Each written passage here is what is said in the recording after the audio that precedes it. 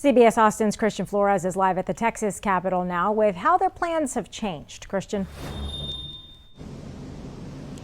Texas House Democrats say they learned how to hold virtual events in the height of the COVID-19 pandemic, and now they're going to be forced to do much of the same after at least 5 members tested positive this weekend and were fully vaccinated. They say these new cases won't stop them from talking about the election bill at the center of debate down here in Texas.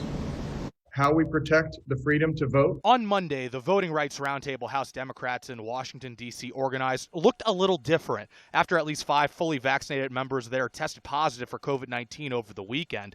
Now, state lawmakers in the nation's capital are having to take extra precautions. We're doing a little bit more virtually now than we would have been otherwise. And for those who tested positive, like State Rep Celia Israel, heavy chest, fever. They have to be even more careful, remaining in quarantine and testing every day.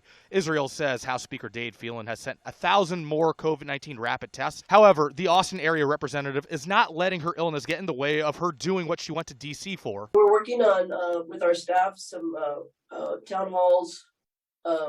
We learned how to do virtual, during COVID. Back in Austin, Republicans still on the House floor, like House Republican Caucus Chairman and State Rep Jim Murphy, immediately sent their well wishes to their colleagues across the aisle who are among the positive cases. We're all concerned about COVID, and it's sprung up in our families and in our churches and all over the place. So we're concerned about our colleagues and want their health to be good. What's nice is we have rules in the House so they can still be here and participate.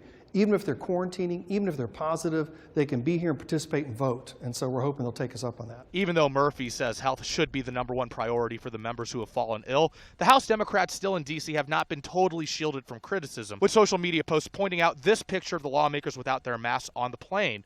Israel says this is just a distraction for why they're there. I'm sure you've also seen the criticisms pointing to, for example, the picture on the plane without masks and traveling during the pandemic. Just what's your response? That doesn't help me. My job right now is to tell a story about a really bad Texas bill that will limit people's right to vote.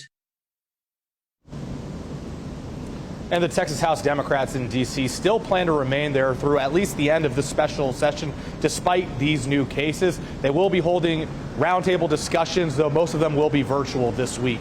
Reporting live from the Texas Capitol, Christian Flores, CBS Austin News.